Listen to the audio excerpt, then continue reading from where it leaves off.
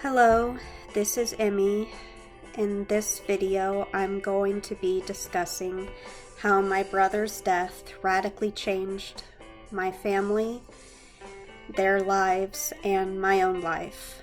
This is going to be a very somber video. I'll be talking about murder, alcohol and drug abuse, mental illness, and a host of other terrible topics. I want to be clear. Yes, my brother was a felon. He spent most of his life in and out of prison.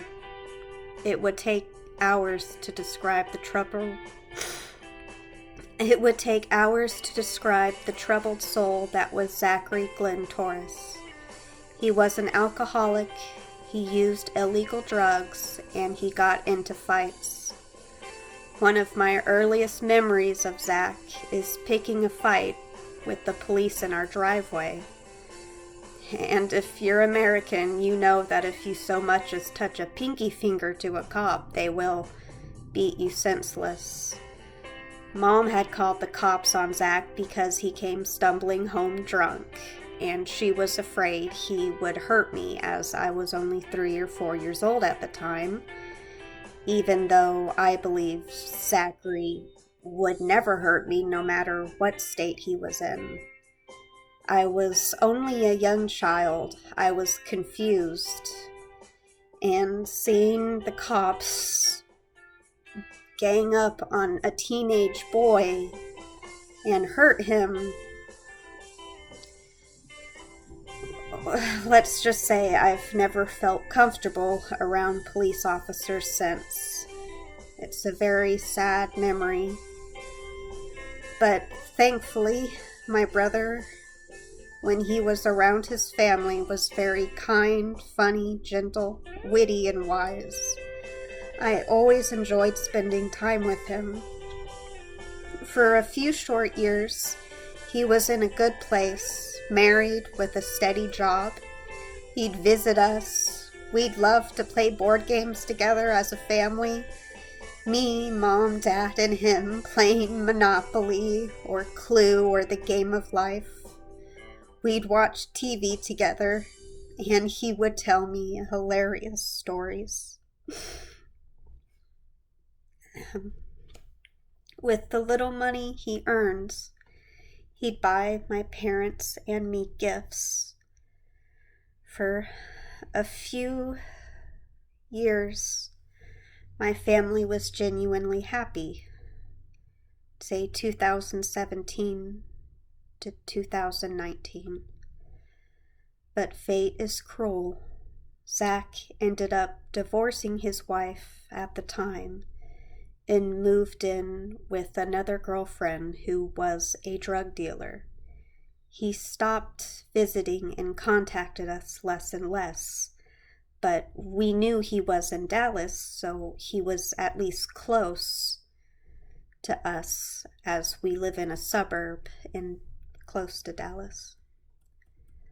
But on March 12th, 2020, my brother was murdered in Dallas, Texas, shot multiple times. The tragedy was caught on video surveillance camera, but the shooter remains unknown to this day. The song playing in the background is Have You Ever Seen the Rain by Creedence, played by MyTwangyGuitar. Because there's noise in the background, I'm using the music to help cover up the noise. This video is not monetized, and I am sorry, MyTwangyGuitar, for using the music without asking you, but I plead that you understand. This song was one of my brother's favorite. He could play it on the guitar.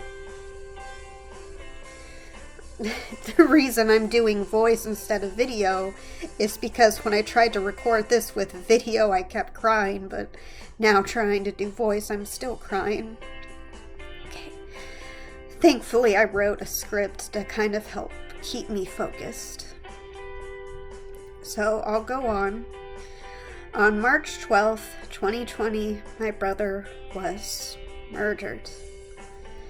Normally, in this situation, the police will come to your house and tell you that your loved one is dead, but maybe because of COVID, the police notified my mother via a telephone call. She fell apart immediately. On that day, I was upstairs reading when I heard her scream. It was a soul-rending scream. I ran downstairs to find my mom collapsed on the kitchen floor. The next few days are a blur of frenzied activity. Mom wasn't making a lot of sense, but I was able to understand that Zachary had been murdered. My parents had to go identify Zach's body. Because of my mom's condition, I told my dad, I don't think it's a good idea for Mom to go. You should do it. Or if you don't think you can do it yourself, I'll go with you. But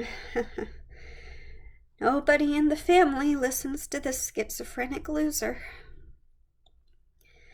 Dad took Mom with him to identify the body, and just as I predicted, the sight of her only son's bullet-ridden corpse scarred her. She kept repeating, "They took his eyes, they took his eyes," when she came home. From what Dad learned from the coroner who was there, a person's eye fluid is drained to help determine the time of death. When I tried to research this, I couldn't find a lot of solid evidence, but apparently sometimes this is done.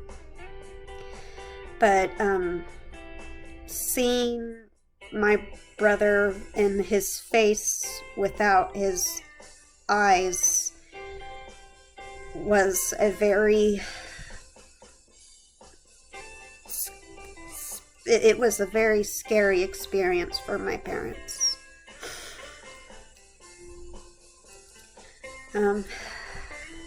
Mom spent much of her time in bed crying. Dad and I tried our best to take care of her. Luckily for the funeral, the city of Dallas will help pay for it if your family member died in a violent crime. My dad still covered a lot of the costs. Zach's ex-wife even offered to help pay, but my dad felt like it was his responsibility. Zach's biological father's family did not put any money forward. The funeral was a travesty. My mom's side of the family, Zach's grandmother and cousins, did not come to the funeral. They will tell you it was because of COVID, but that's a lie. They didn't come because they were scared. They were never very kind to Zach because of his criminal past. My cousins treated Zach and me kind of like the black sheep of the family. And one cousin even said she was too scared to come because she feared Zach's killer would go after the rest of his family. I think I'll have to go on without the song. Okay. Zach's father's family came to the funeral. His two other half-siblings, biological father, an uncle and an aunt, and Zach's other half-sibling's mother. My dad's brother offered to come, but because of the long drive and because there's bad blood between Zach's family and mine, my dad told him that his condolences were enough, and my uncle sent flowers. Now, Zach's biological father's family is a subject I could talk about for hours. I'll try to keep it short. I have never fully trusted them. I firmly believe Zach's death is partly their fault. They were a terrible influence on Zach. They lied and cheated my mother. When my mother was young and divorcing her first husband, Zach's father, he found a lawyer who tricked my mom into signing away her parental rights. My mom believed that her signature was needed to sign Zach up for school, but this signature ended up being a trick. Eventually, after my mom married my dad when she was 29, they were able to get custody back. But Zach would tell me that he believed my dad was really his true father, because living with his biological dad was a harrowing and awful experience. At the funeral, the lawyer who tricked my mom actually apologized for this. She said she was sorry for tricking my mom. It took all my self-restraint to not spit in that terrible woman's face. Seeing my brother's body in the coffin was heartbreaking. I think his ex-wife provided his clothes, but he was dressed in regular street clothes to cover up the gunshot wound to his head. The mortician put a bandana over it. The look was really tacky. It was shameful. Zach could look really handsome when he was dressed up in a suit. When I saw his corpse, it finally hit me. He's gone forever. I think I passed out for a short time. Zach's ex-wife caught me and helped me back up. Then Zach's other half-sister arrived. To say there's bad blood between me and her would be an understatement. The woman threatened Zach's ex-wife with an axe. The woman would literally wander the streets with an axe. She denied that her dad ever abused my mom and that it was my mom who was the abusive one. She threatened to kill me on Facebook and threatened to kill my mother as well. She would even target my friends and bully them. She even blamed my birth for being the reason Zach was a criminal, even though she's actually older than me. So wouldn't it be her birth that ruined Zach's life? According to her messed up logic.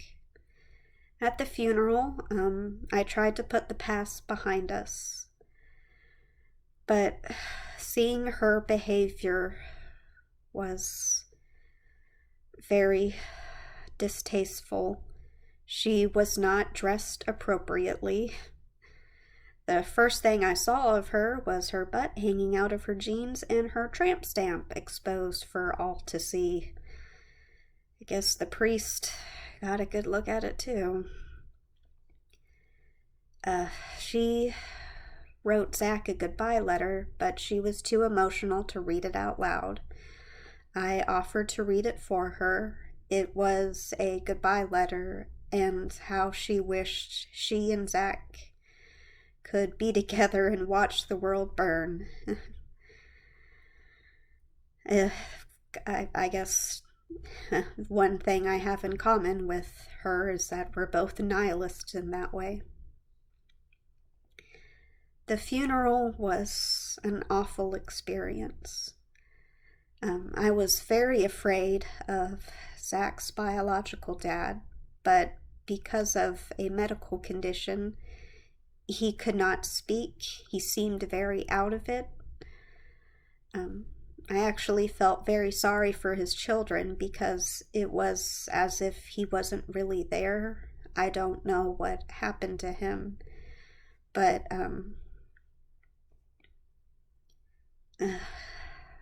a part of me is glad he's suffering, but I feel sorry for his children to see their father like that. I tried to leave Zach's other half-sister with a positive goodbye message. She had lost custody of her first child, and I told her if she kept working hard, she would get her daughter back. And I thought that would be the last time I would see her. But little did I know that Zach's death would cause a domino effect of terrible events. My mom started drinking heavily. Before, she wouldn't drink much at all, really. She would drink and act funny, and Dad and I would make fun of her, and, she'd pass out in her bed. But she began drinking to the point where she would get sick, fall to the floor, break bones. She fell and hurt herself more times than I can count. And somehow, Zach's other sister kept in contact with my mom. Shortly after the funeral, Zach's other sister got pregnant. This was her second child. She still didn't have custody of her first child back. The baby is a girl, but she named the baby Zachary. And this is my belief, but she manipulated my mom into giving her money to help pay for the baby's medical bills, diapers, and food. I believe she took advantage of my mom and Zach's ex-wife.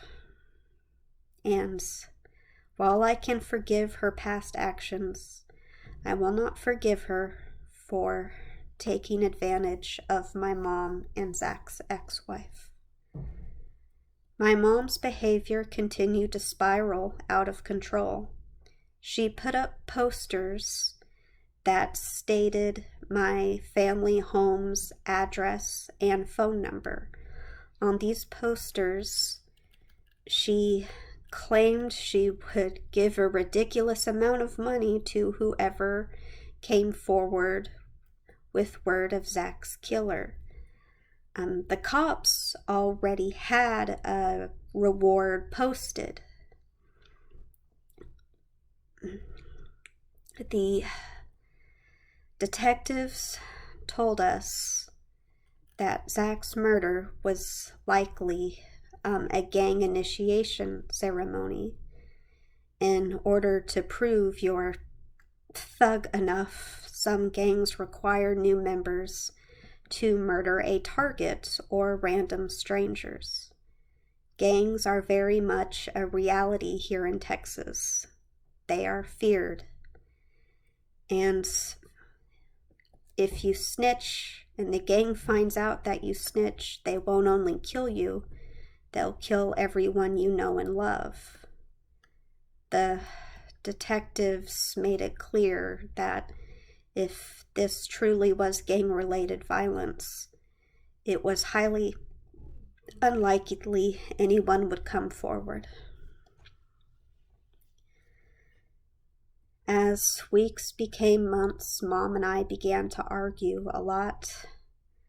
I tried my best to be patient with her. I cleaned up her messes, bought whatever food she wanted. But her drinking and later abusing pills worried me, and I tried to make her conscious about her health. But Mom refused to be called an alcoholic, and she would yell at me, "The wrong child died." And that kind of made me snap, and I began to argue with her more and more. Zach's other half-sister, the one with the baby girl named Zachary, told my mom to kick me out of the house so she could move in and live with her. My mom told me I belonged on the streets because I'm worthless and I will never give her grandchildren. One terrible incident happened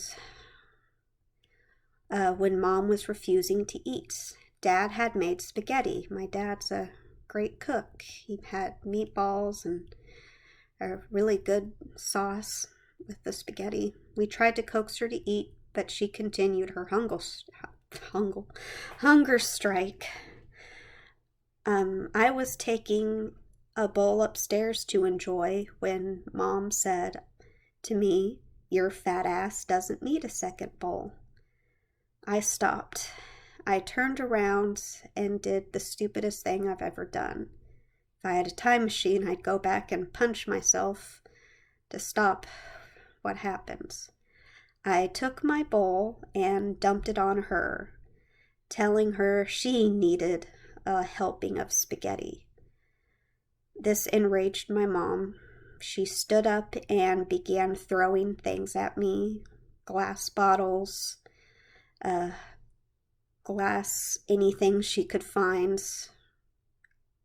Glass littered the house. She chased me into the kitchen, lifted a chair, and was about to strike me before my dad finally got between us.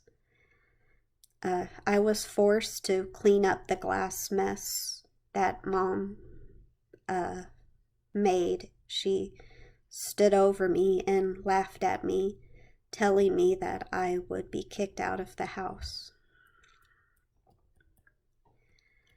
After that, Dad moved me out. Even though I don't make enough money to cover rent, Dad offered to pay for everything, so I found the cheapest place I could, and I lived there for about 6 months.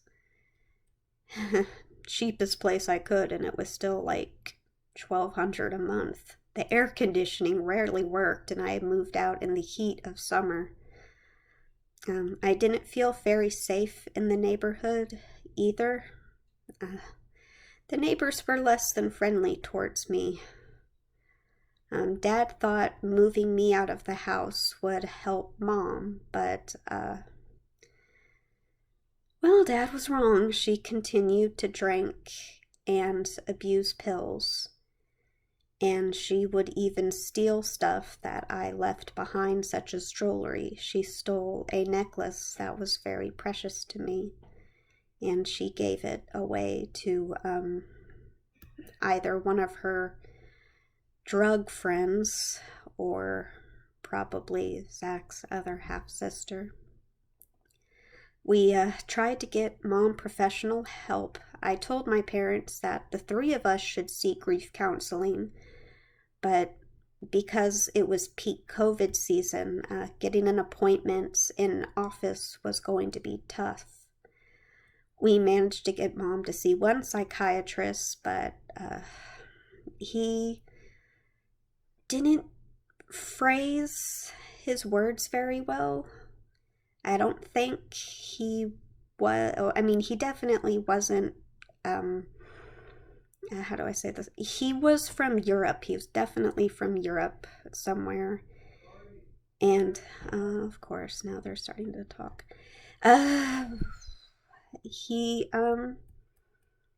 This psychiatrist, who was obviously raised in a different country from America, called my mom retarded and disabled. He prescribed her medication and regular therapy, but my mom felt very insulted and refused to see him. Eventually, weeks became months, and Mom spiraled more and more out of control.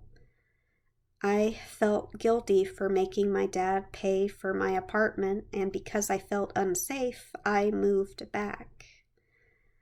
But Mom continued to treat me terribly, calling me pathetic, calling me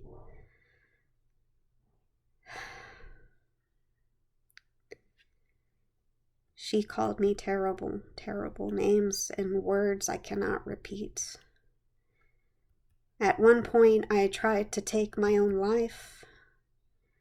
I tried to overdose on my medication and locked myself in my room, hoping I would die in my bed. When Dad learned of my suicide attempt, he knocked my door down. Confused and afraid, I ran away and wandered the streets, drugged and dazed until a cop finally found me, handcuffed me, and delivered me to the hospital, where I would then be put into the county mental ward once my condition was stable.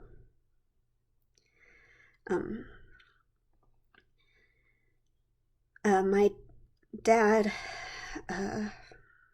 visited me while I was there and apologized, and we were able to forgive each other. Unfortunately, I can't end this video on a positive note. My mom is still an unstable mess. She steals medication from her own mother, my grandmother. My dad has suffered terribly from this too. He has depression and guilt. Knowing Zach's murderer will most likely never be caught makes me fearful. Keeps me awake at night. But sometimes I think if Zach's killer died of coronavirus, then I'd personally think coronavirus. I'd give the bats of Wuhan, China a great big giant kiss. It would be a wise thing to come out of this pandemic. My advice to people who have lost loved ones to violence: please seek help. Find a therapist. There are great online programs that will let you see a licensed professional for fairly cheap. Trying to get over this grief alone is not easy, and it's very easy to, I'm sorry, this is harder to talk about than I thought. It's very easy to fall into a pattern of addiction using drink and drugs, such as my mom. If finding a therapist or a psychiatrist isn't enough, I'd recommend finding a church. Not any specific church. It can be Christian, Catholic, Muslim, Buddhist, Jewish, heck, even the Satanic Church. I hear they're actually quite nice. Priests are usually kind individuals, and they can help point you towards non-profit organizations, and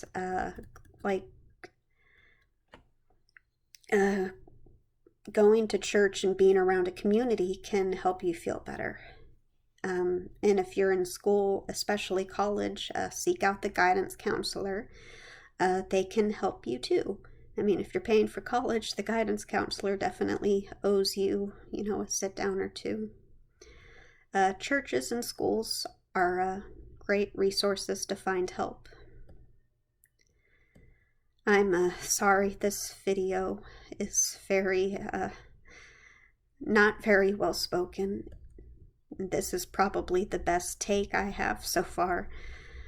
This is very difficult for me to talk about, but thank you for listening, And I would like to thank My Twangy Guitar again for the music.